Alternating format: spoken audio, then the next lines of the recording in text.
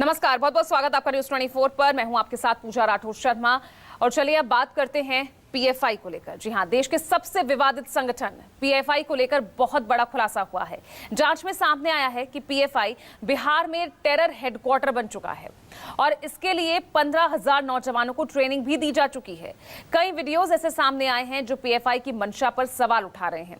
पटना के फुलवारी मामले में गिरफ्तार लोगों ने जो खुलासे किए हैं वो इस बात की तस्दीक कर रहे हैं कि बिहार में पीएफआई ने जगह जगह ऐसे टेरर सेंटर खोल रखे हैं। न्यूज 24 की टीम ने बिहार के कई जगहों से पीएफआई को लेकर जानकारी जुटाई और उसके बाद क्या कुछ सामने आया हम आपको इस रिपोर्ट में बताने जा रहे हैं। जिस पीएफआई पर देश को तोड़ने की साजिश रचने का आरोप लगा है उसे लेकर क्या है ये नया खुलासा, देखिए।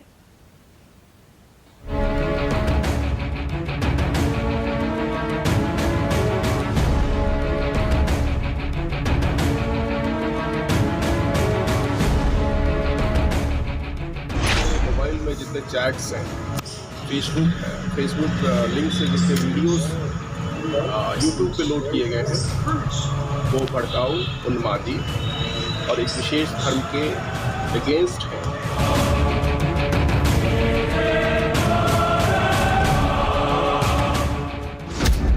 पटना में दफ्तर, पूर्णिया में हेडक्वार्टर, मोतिहारी में ट्रेनिंग और दरभंगा में खुलेआम समर्थन।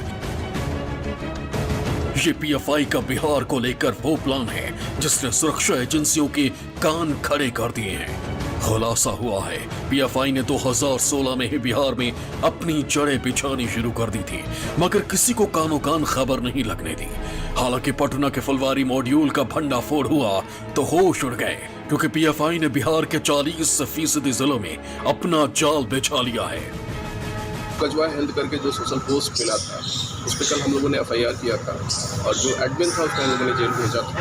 उसके बाद उसके मोबाइल में जितने चैट्स हैं, फेसबुक लिंक से जितने वीडियोस यूट्यूब पे लोड किए गए हैं वो भड़काऊ, उन्मादी और एक विशेष धर्म के अगेंस्ट हैं और उनके लिंक्स पाकिस्तान, बांग्लादेश और यमन अभी तक की जो स्थिति है उसमें हम लोग स्टैब्लिश कर पाए।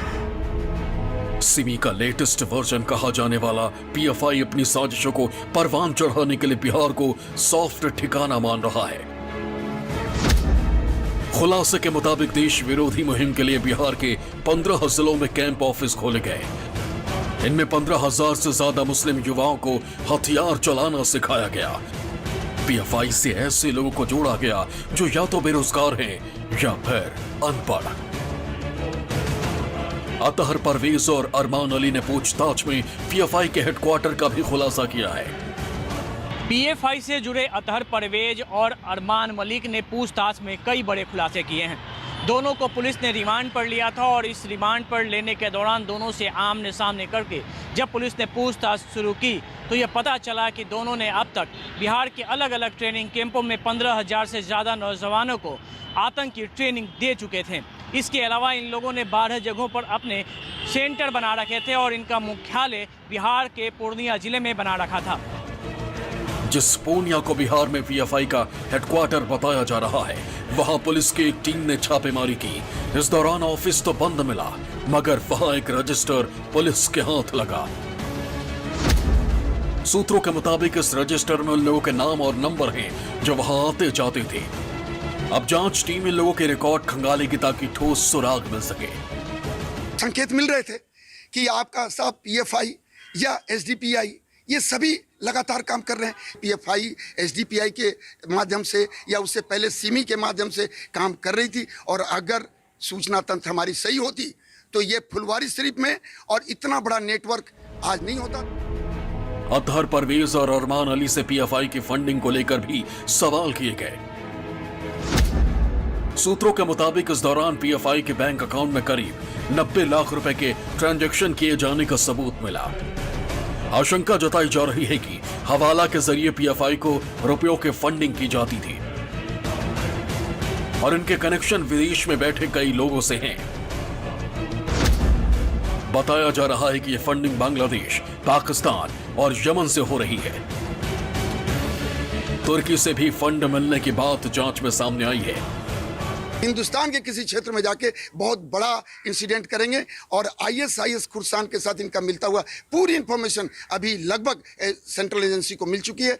अगर समय रहते प्रतिबंध लगा दिया जाए तो ये बहुत बेहतर होगा, अन्यथा ये बहुत खतरनाक साजिश के तौर पे हो सकता है। पटना के फुलवारी में जांच आगे बढ़ी तो 26 लोगों को नामजद किया गया। इनमें मोतिहारी के रहने वाले रियाज और उस्मान का नाम भी शामिल है।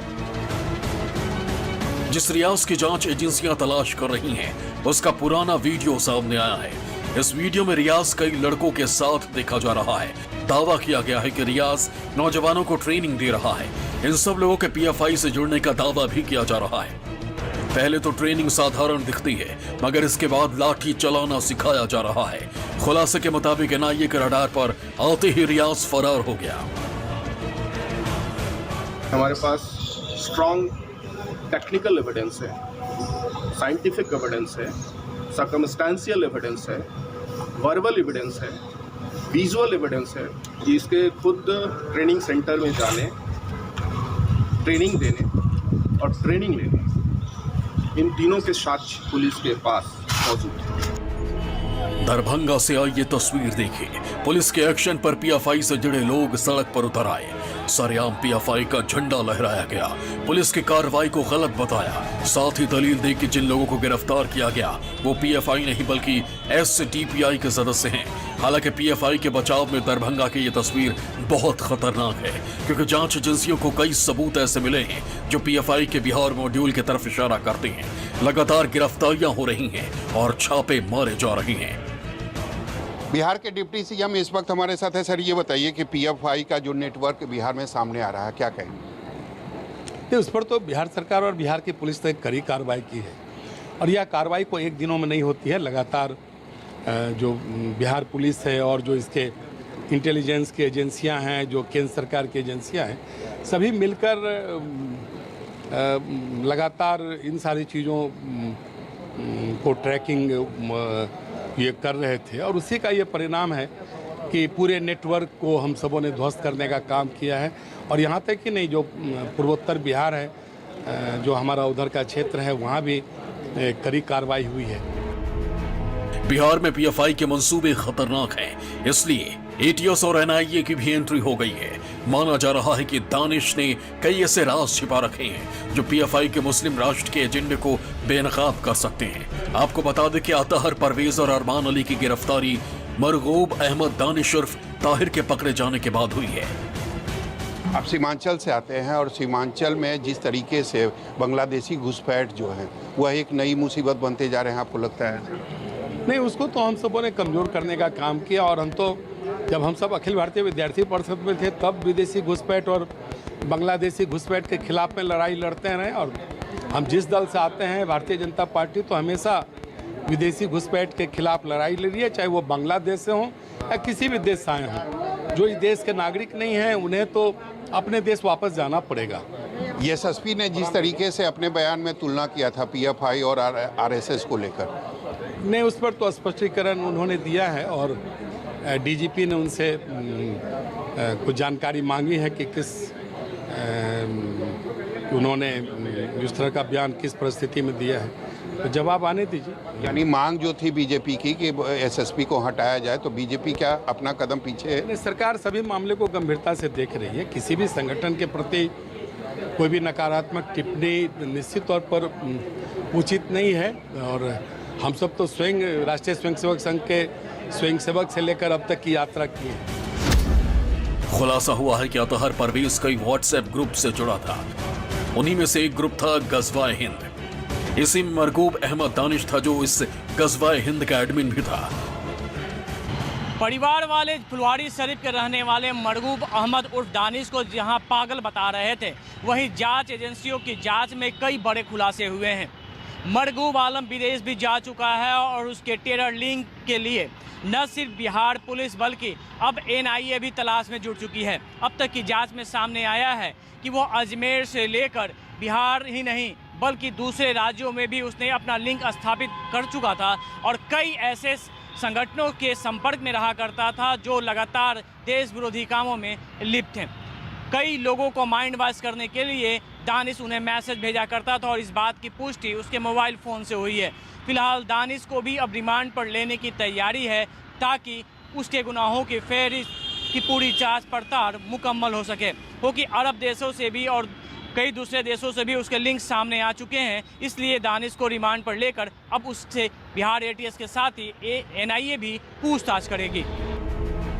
ये व्हाट्सएप चैट इसी दानिश के फोन से मिली है जिसमें साफ साफ लिखा है कि 2023 को जिहाद होगा। बिहार में जिस तरह का प्रशिक्षण देने की बात सामने आई है, उस तरह की ट्रेनिंग शुरुआती दौर में बंगाल में दी जाती रही है।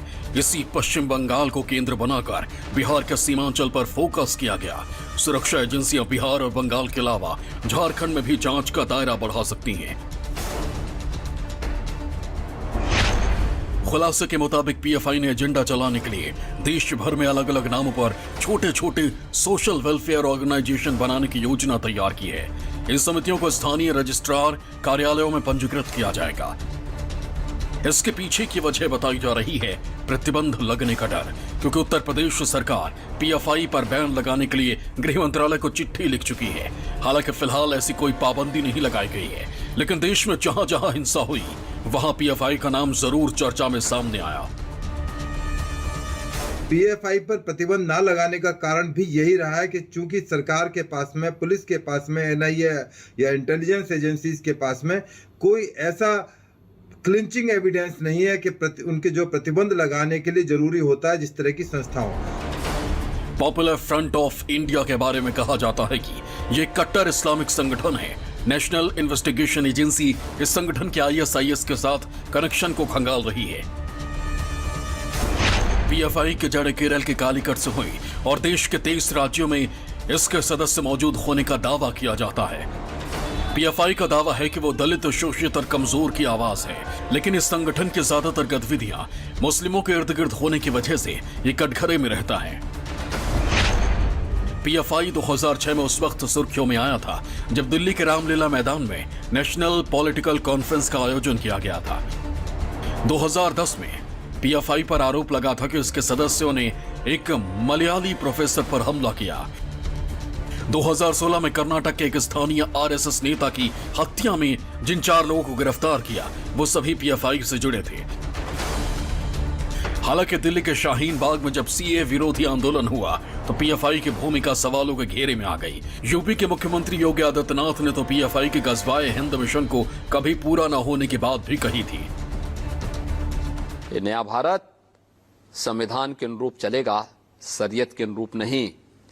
और मैं इस बात को भी स्पष्टता के साथ कह सकता हूं, गज़वाए हिंद का सपना कयामत के दिन तक भी साकार नहीं होगा।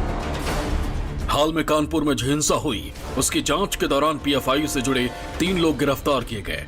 तब खुलासा हुआ कि पीएफआई के कार्यकर्ताओं ने कथित तौर पर उपद्रवियों को इकट्ठा किया और ये हिंसा के मास्टरमाइंड हयात जफर हाशमी के संपर्क में थे। इसके अलावा जुमे की नमाज के बाद रांची में हुई हिंसा के बाद पीएफआई का हाथ माना गया। केंद्रीय जांच एजेंसी ने राज्य सरकार को रिपोर्ट भेजी जिसमें बताया गया कि पॉपुलर फ्रंट ऑफ इंडिया ने 10 जून को हुई हिंसा की साजिश रची थी।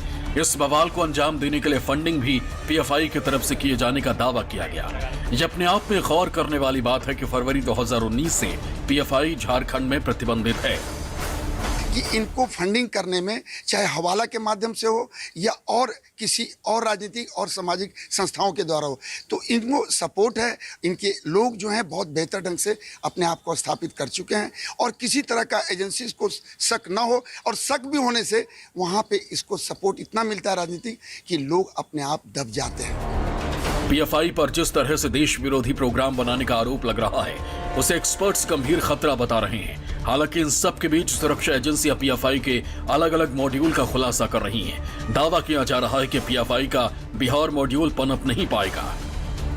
पटना से अमिताभ ओझा के साथ ब्यूरो रिपोर्ट, न्यूज़ 24।